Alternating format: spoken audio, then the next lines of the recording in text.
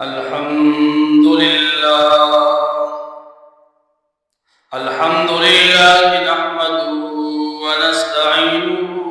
ونستغفره ونؤمن به ونتوكل عليه ونعوذ بالله من شرور أنفسنا ومن سيئات أعمالنا من يهده الله فلا مضل له ومن يضلله فلا هادي له ونشهد أن لا إله إلا الله وحده لا شريك له وأشهد أن محمدا عبده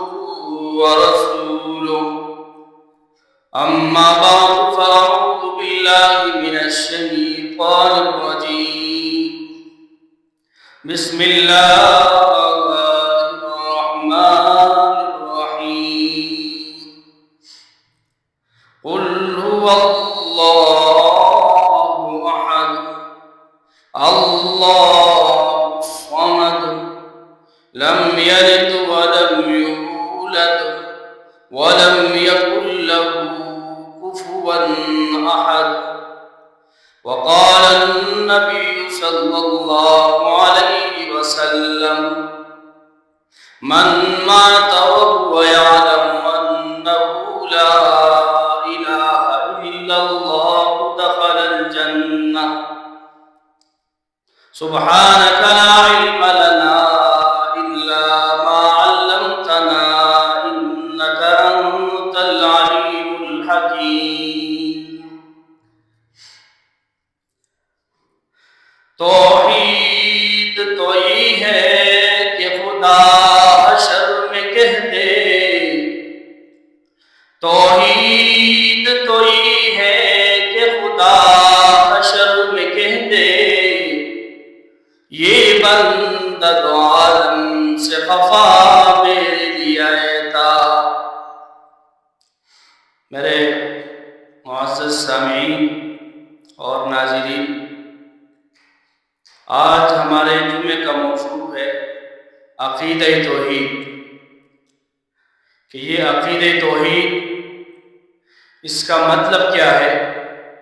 اور اس کی اہمیت کیا ہے۔ سب سے پہلے توحید ایک ایسا عقیدہ ہے کہ اگر اس پر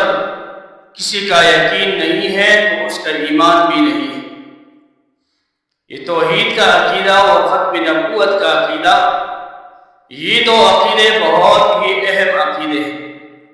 اور اس میں کسی قسم کی جو ہے وہ کمی اور کوتاہی کو قبول نہیں ہے، اور اگر اعمال میں کوئی کمی بیشی ہو تو وہ انسان ہے،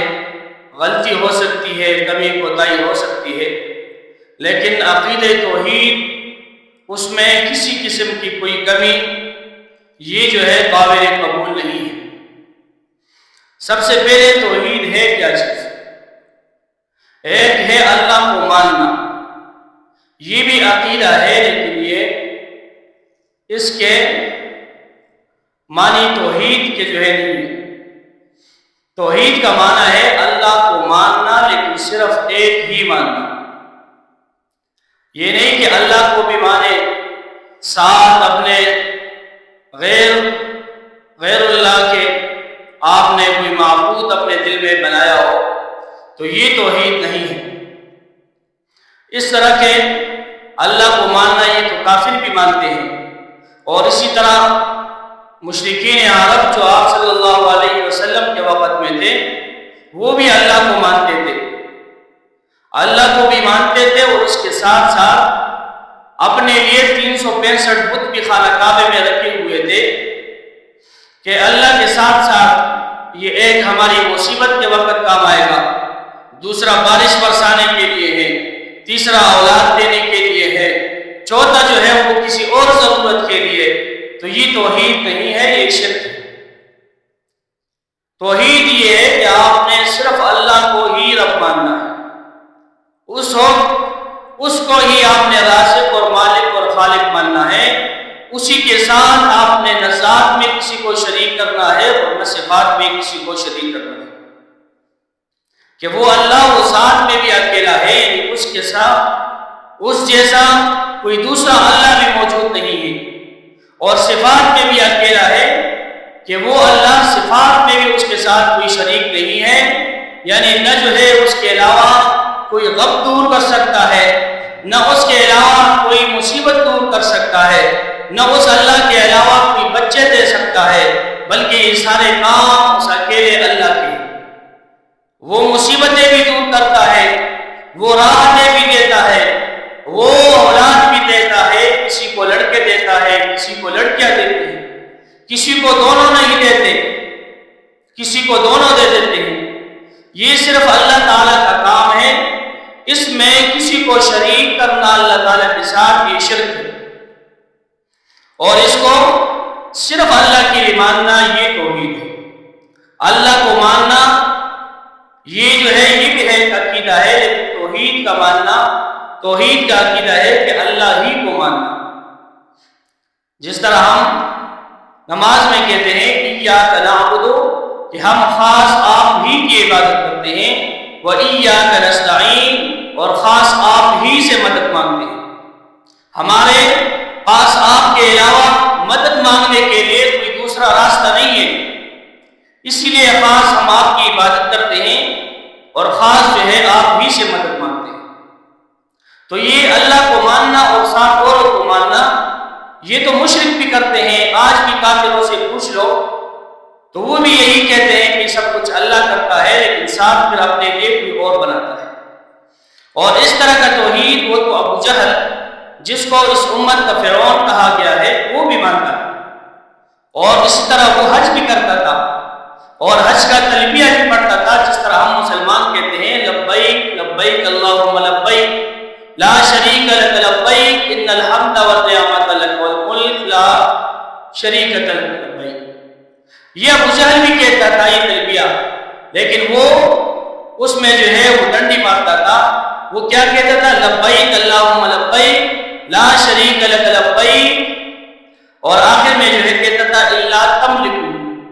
یعنی آپ کے علاوہ کوئی جو ہے وہ الہ اور معبود نہیں ہے، الا تملکو، مگر جس کو آپ نے اجازت دی ہے۔ تو اس کلمے سے کہنے سے وہ اپنے بتوں کے لیے چور راستہ کھولتا تھا کہ اللہ آپ تو ایک ہو اور میں بھی مانتا ہوں، لیکن آپ نے ہمارے بتوں کو اجازت دی ہے اور وہ ہم سے مصیبتیں دور کرتے ہیں، وہ ہماری دعائیں سنتے ہیں، وہ ہمارے لیے بارش کرتے ہیں۔ تو اللہ تعالیٰ کی توحید وہ نہیں ہے۔ اللہ کی توحید یہ ہے کہ آپ نے صرف اللہ کو ماننا ہے، اور سب کام وہ اللہ تعالیٰ خود کر سکتا ہے، اس کے لیے کوئی مددگار اور نائب کی ضرورت نہیں۔ تو اس طرح کا توحید وہ تو مشرک اور کافر بھی مانتے تھے، لیکن توحید یہ قبول نہیں ہے۔ توحید وہی قبول ہے کہ آپ نے صرف الہ، آپ نے صرف معبود وہ اللہ تعالیٰ کو ماننا ہے۔ اسی طرح کفار نے آپ صلی اللہ علیہ وسلم کو ایک موقع پر کہا کہ آپ توحید کرتے ہو، آ جاؤ ایک صلح کرتے ہیں، اس طرح کرتے ہیں کہ ہم آپ کے ساتھ آپ کے رب کی توحید مان لیں گے، اس کے ذات میں بھی کسی کو شریک نہیں کریں گے، ساتھ صفات میں بھی کسی کو شریک نہیں کریں گے، لیکن ایک شرط ہوگی، شرط یہ ہوگی کہ ایک سال ہم اللہ تعالیٰ کی عبادت کریں گے، اس کو جو ہے وہ اکیلا مانیں گے، اس کے ساتھ کسی قسم کا شرک نہیں کریں گے، بتوں کو سیدھا بھی نہیں کریں گے، بتوں سے مانگے کی بھی نہیں۔ ایک سال ہم خالص اللہ تعالیٰ کی عبادت کریں گے، اس کے بعد دوسرے سال آپ اور مسلمان مل کر ہمارے ساتھ ہمارے معبودوں، یعنی آپ نے ہمارے ساتھ بتوں کی پھر عبادت کرنی ہے، یعنی ایک سال ہم آپ کے ساتھ مانیں گے اور ایک سال آپ ہمارے ساتھ مانیں گے، یعنی 50-50 کرتے ہیں۔ ایک سال آپ کے معبود اللہ کو عبادت کریں گے اور اس میں کسی قسم کا جو ہے شرک نہیں کریں گے، اور اسی طرح اس کے بعد دوسرا سال آپ ہمارے ساتھ ہمارے معبودوں کو عبادت کرو گے۔ تو اس پر آپ صلی اللہ علیہ وسلم نے جواب دیا کہ کہ چلو میں آپ کو وہ سناتا ہوں جو اللہ تعالیٰ نے مجھ پر نازل کیا ہے، کہ اللہ تعالیٰ نے مجھے اس بارے میں کیا حکم دیا ہے۔ تو آپ صلی اللہ علیہ وسلم نے یہ سنایا کہ مجھ پر اللہ تعالیٰ نے یہ نازل کیا ہے، قُلْ يَا أَيُّهَا الْكَافِرُونَ، اور اس میں مشرکون یا اہل مکہ یا ناس نہیں کہا، ڈائریکٹ کافر کہا کہ اے لوگو، اے کافرو، لا اعبد ما تعبدون، میں عبادت نہیں کرتا اس کی جس کی آپ عبادت کرتے ہو، ولا انتم عابدون ما اعبد، اور نہ آپ عبادت کرتے ہو اس کی جس کی میں عبادت کرتا ہوں۔ کیوں؟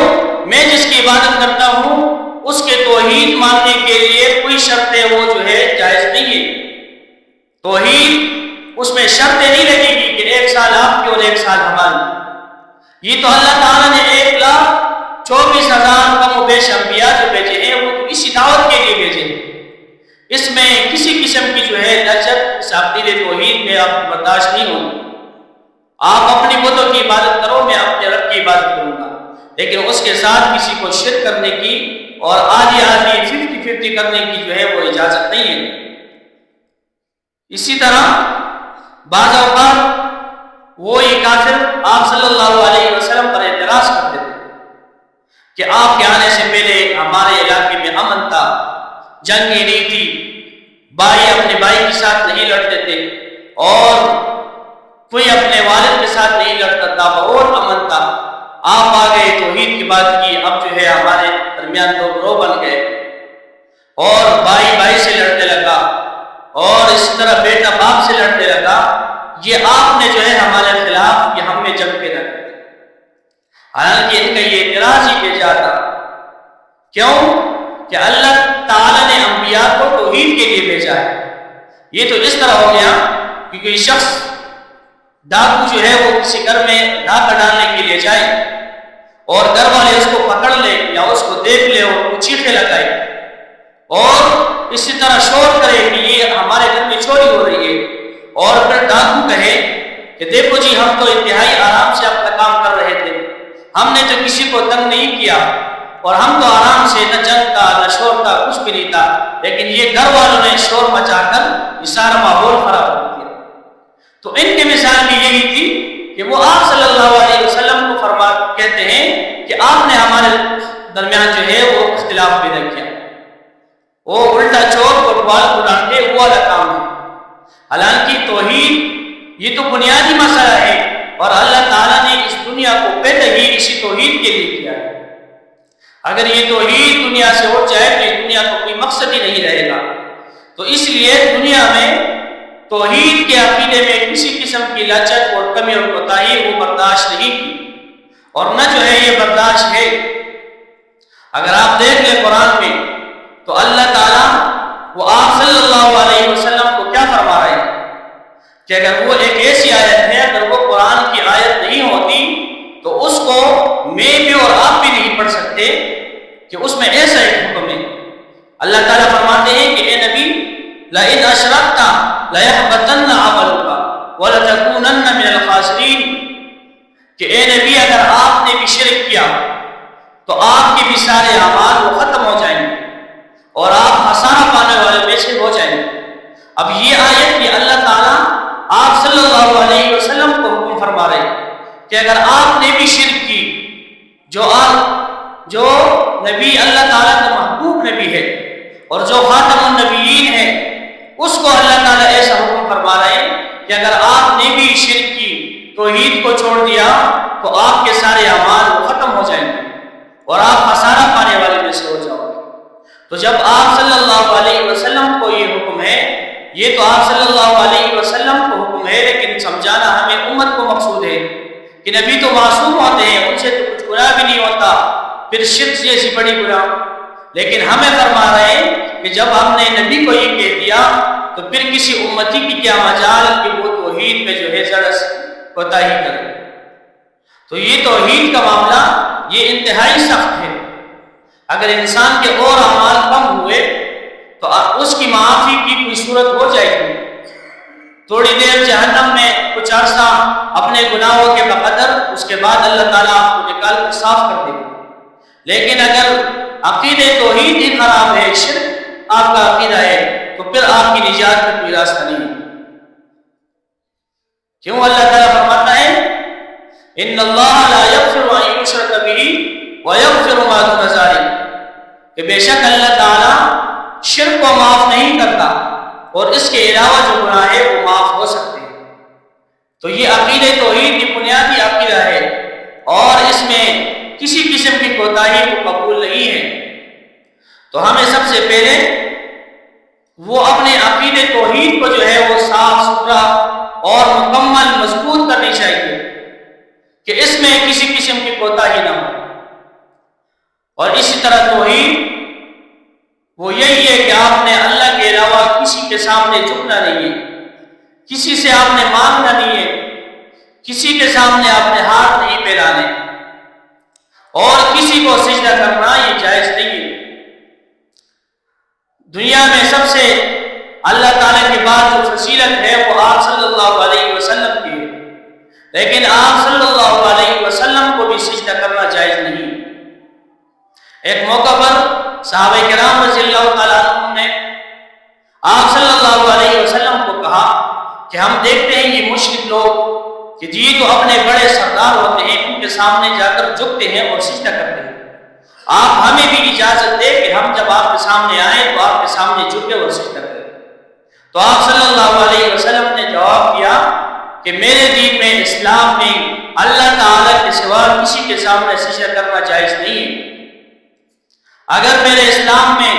کسی کے سامنے سجدہ کرنا جائز ہوتا تو میں عورت کو حکم دیتا کہ وہ اپنے خاوند کے سامنے سجدہ کرے، لیکن چونکہ میرے دین میں اور میرے اسلام میں کسی کے سامنے جھکنا اور سجدہ کرنا جائز نہیں ہے، لہٰذا پھر کسی کو بھی نہیں ہے۔ تو جب آپ صلی اللہ علیہ وسلم کو سجدہ کرنا اور اس کے سامنے جھکنا عبادت کی غرض سے وہ جائز نہیں ہے، تو پھر کسی اور دنیا میں آپ صلی اللہ علیہ وسلم سے بڑا فضیلت اور مقام والا کوئی نہیں، چاہے وہ کتنا بھی نیک ہو، ولی ہو، متقی ہو، لیکن اس کو سجدہ جو ہے وہ نہیں کیا جا سکتا۔ اسی طرح اللہ تعالیٰ نے قرآن میں ایک مثال سے سمجھایا ہے۔ اللہ تعالیٰ اس آیت میں فرماتے ہیں وَإِنَّ لَكُمْ فِي الْأَنْعَامِ لَعِبْرَةً، کہ بے شک آپ کے لیے جانوروں میں وہ بہت ہی عبرت ہے، آپ کے لیے اس میں ایک سبق ہے۔ کیا سبق ہے؟ نُسْقِيكُم مِّمَّا فِي بُطُونِهِ، کہ میں پلاتا ہوں ان کے پیٹوں میں سے آپ کو، مِن بَيْنِ فَرْثٍ،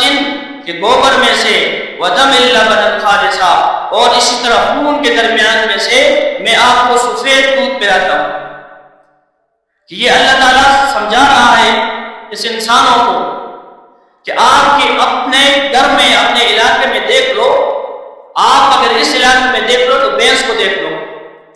کہ اس کو اللہ تعالیٰ پال رہا ہے اور اس کا جو رنگ ہے وہ بالکل کالا ہے، اور اس کے پیٹ میں دیکھ لو تو گوبر بھی ہے، خون بھی ہے، اس طرح گندگی ہے، لیکن اللہ تعالیٰ اس کے درمیان سے آپ کو سفید دودھ نکال کر دے رہا ہے۔ اس میں آپ سوچ کر لو کہ وہ اللہ اس دودھ میں خون کا رنگ شامل ہونے نہیں دیتا، اسی طرح وہ اللہ اس دودھ میں اس گوبر کی بو محسوس ہونے نہیں دیتا۔ تو اس سے اللہ تعالیٰ بتانا یہ چاہتا ہے کہ جس طرح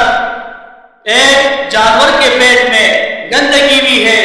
خون بھی ہے، اور میں اس سے آپ کو سفید خالص دودھ نکال کر دیتا ہوں، تو اسی طرح آپ کے دنیا میں بھی بدعات بھی ہوگی، رسومات بھی ہوگی، شرک اڑے بھی ہوں گے، لیکن آپ نے اس سب کو چھوڑ کر اس کے درمیان میری خالص عبادت کرنی ہے۔ وہ عبادت ایسی ہو کہ اس میں شرک کی بو نہ ہو، وہ عبادت ایسی ہو کہ اس میں بدعت کا رنگ نہ ہو، وہ سفید اور خالص جو ہے وہ توحید ہو۔ جس طرح میں آپ کو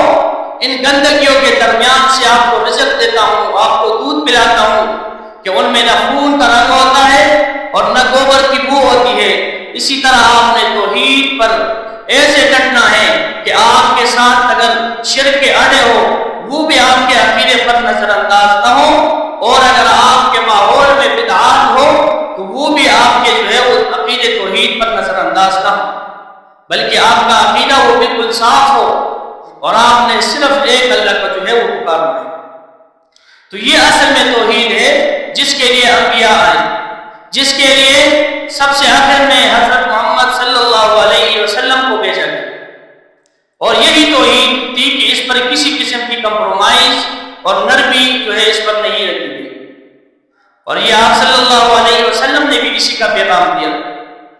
ایک موقع پر آپ صلی اللہ علیہ وسلم ایک پہاڑی پر چڑھ گئے، نیچے قوم تھی، اس کو فرمایا کہ اے قوم، اگر میں آپ کو یہ خبر دوں کہ اس پہاڑی کے پیچھے سے ایک لشکر ہے جو آپ کے خلاف آ رہا ہے، آپ کے ساتھ لڑنے کے لیے آ رہا ہے، اس کے ساتھ ہتھیار بھی ہے، بہت بڑی فوج ہے، تو کیا آپ میری یہ بات مانو گے؟ تو نیچے جو قوم تھی ان سب نے کہا کہ ہاں ہم مانیں گے، کیونکہ آپ نے ہم میں سے 40 سال گزارے ہیں، آپ نے کبھی جھوٹ نہیں بولا،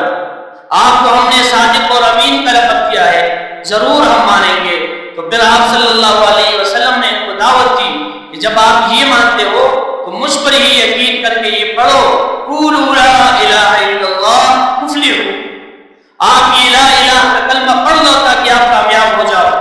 جس طرح آپ دنیا میں مجھ پر اعتبار کرتے ہو اور دنیاوی تکلیف اور نقصان سے بچنے کے لیے آپ مجھ پر یقین رکھتے ہو، اسی طرح آخرت کے عذاب سے بچنے کے لیے مجھ پر یقین رکھو اور یہ لا الہ الا اللہ کا کلمہ پڑھ لو تاکہ آپ آخرت میں کامیاب ہو۔ تو وہی لوگ تھے جنہوں نے ابھی تھوڑی دیر پہلے کہا تھا کہ ہم آپ پر ایمان رکھیں گے، یقین کریں گے۔ انہوں میں سے ایک ابو لہب اٹھا، اس نے کہا تبا لک یا محمد، نعوذ باللہ اے محمد، آپ کے لیے ہلاکت ہو، ارے ھذا جمعتنا، آیا آپ نے ہمیں اس بات کے لیے جمع کیا؟ اب اس توحید کو اتنا حل کر لیا کہ آپ نے ہم سب کو جمع کر کے آپ کو پہاڑ پر چڑھ گئے، پہاڑی پر، اور آپ نے ہمیں اس بات کے لیے جمع کیا۔ انہوں نے توحید کو حل کا جانا، اور اسی طرح حضرت محمد صلی اللہ علیہ وسلم کو بددعا دی، تو اللہ تعالیٰ نے اس کے جواب میں سورہ لہب نازل کی کہ تبت یدا ابی لہب وتب، ہلاکت ہو ابو لہب کی دونوں ہاتھوں کے لیے، وتب، اور وہ ہلاک ہو گیا، ما اغنی عنہ مالہ وما کسب، اور اس کو نہ ان کے مال نے بچایا اور نہ اس کے نسب اور جو ہے قوم نے بچایا۔ تو یہ توحید ایک ایسا عقیدہ ہے کہ اس پر کسی قسم کی جو ہے کمپرومائز وہ نہیں ہے۔ یہ عقیدہ توحید آپ نے 100% درست بنانا ہے، اور اس کے لیے یہ انبیاء مبعوث کیے گئے، اس کے لیے انبیاء نے تکلیفیں اٹھائی، مشقتیں اٹھائی، انبیاء کو جو ہے وہ شہید کیا گیا، قتل کیا گیا، قسم قسم کی اذیتیں دی گئی۔ تو ہر مسلمان کو وہ چاہیے کہ وہ ہر چیز میں اللہ تعالیٰ کو ہی مانے اور اس کے ساتھ کسی کو شریک نہ کرے، ورنہ اس کے سارے اعمال کو پھر کسی کام کے نہیں ہیں۔ اگر توحید میں کچھ کمی ہے تو پھر کوئی کام وہ قابل قبول نہیں ہوگا۔ اسی لیے سب سے پہلے اپنے عقیدے توحید کو درست رکھنا چاہیے کہ ہر مصیبت میں وہ اللہ تعالیٰ کو ہی معبود ماننا ہے، ہر پریشانی میں اسی اللہ کی طرف ہاتھ اٹھانے ہیں، اور ہر عبادت وہ اللہ تعالیٰ ہی کرنی ہے۔ اللہ تعالیٰ ہمارا عقیدے توحید مضبوط کرے، اور اللہ تعالیٰ ہمیں عمل کرنے کی توفیق عطا فرمائے۔ وآخر دعوانا